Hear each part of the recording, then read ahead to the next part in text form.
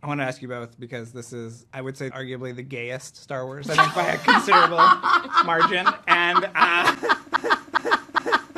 are you excited about that? Are you bracing yourself? Star Wars. Not the It's pretty gay, let's be honest. Are you excited about putting this, this is going to be a talking point? Is it going to be a talking point? I'm sure some... Because nerds are gay. Well, some nerds are very not gay and are very threatened by gay Well, that's stuff. true. But in my world... Nerds are gay. Okay. Was this the fun element of... No, I don't think so. And yet people have told me that it's the gayest Star Wars, and I frankly... I think that Star Wars is so gay already. Okay. Look how gay this is, and then send each other a reference photo. And are you telling me, with a straight face, that C-3PO is straight? They're a couple. That's what I think. But this is more outward. I think it's canon that R2-D2 is a lesbian. Oh, hello. I don't believe we have been introduced. R2-D2, a pleasure to meet you. I am C-3PO.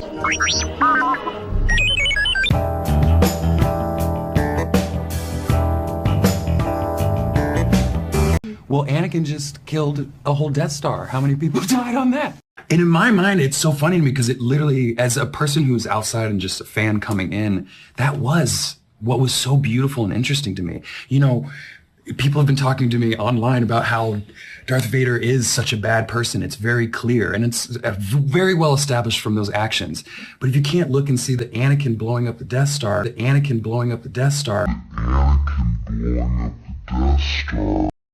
It is finally here, ladies and gentlemen. The most anticipated Star Wars show of all time, The Acolyte. Created by Harvey Weinstein's former assistant, Leslie Headland. Now, there's been plenty of talk about the show since before its release. The trailers got ratioed to hell. The cast members saying stupid shit. She's a powerful leader.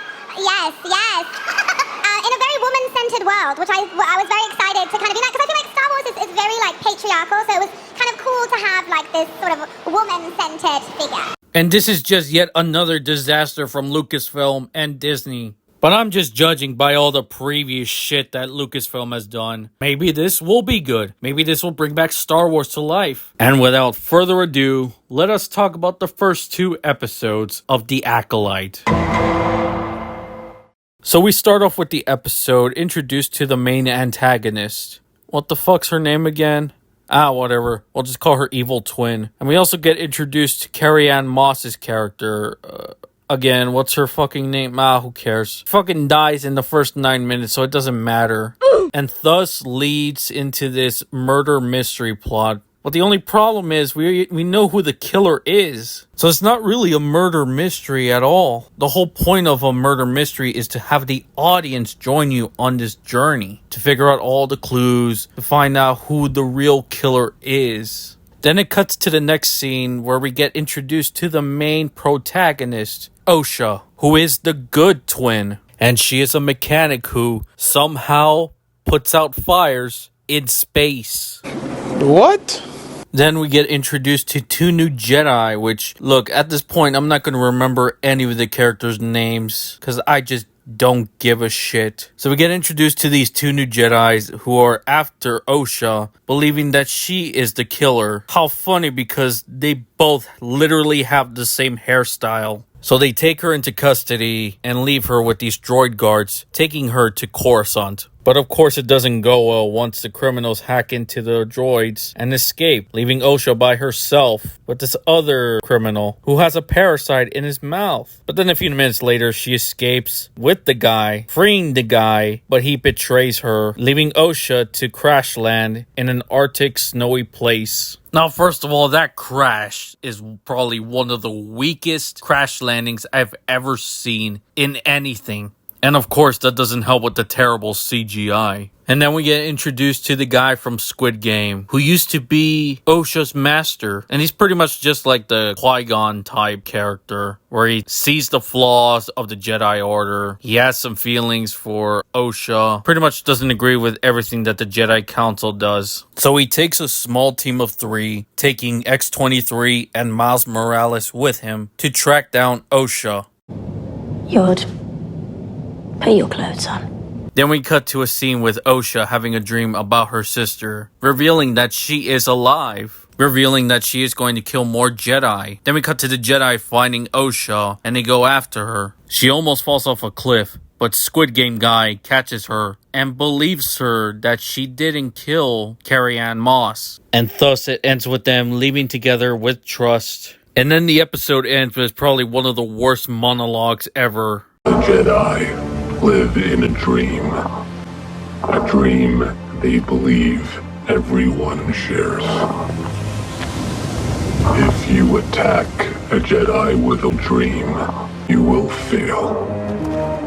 A dream or laser are no threat to them. But a dream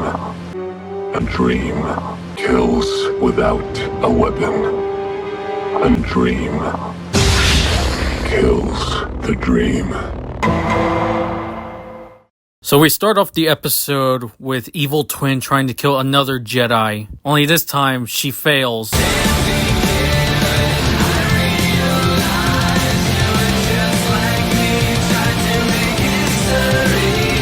It's like this force bubble that's trying to shield this Jedi. But it is pretty funny to see.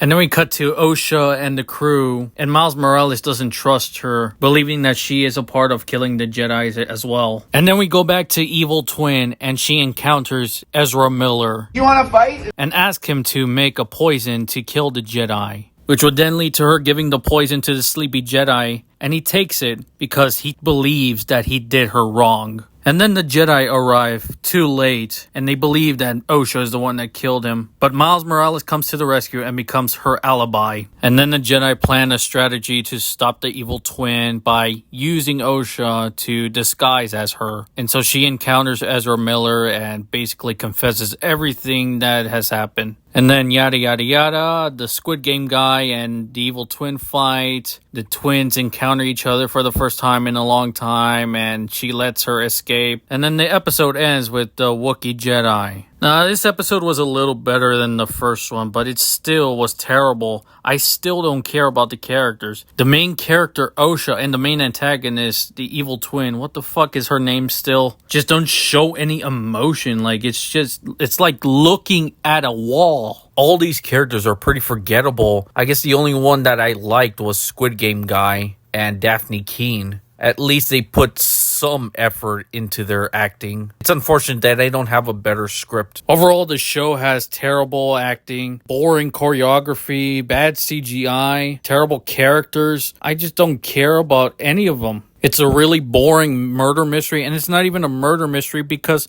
we already know who the killer is in the first 5 minutes of the show, which takes away all the fun, and you're just left with nothing. And these 2 episodes may have sucked, but I've heard that episode 3 is gonna change everything. It's gonna change Star Wars forever. They will finally confirm that the Force is indeed female. And oh boy, I cannot wait to watch episode 3. Put a chick in it, make her gay!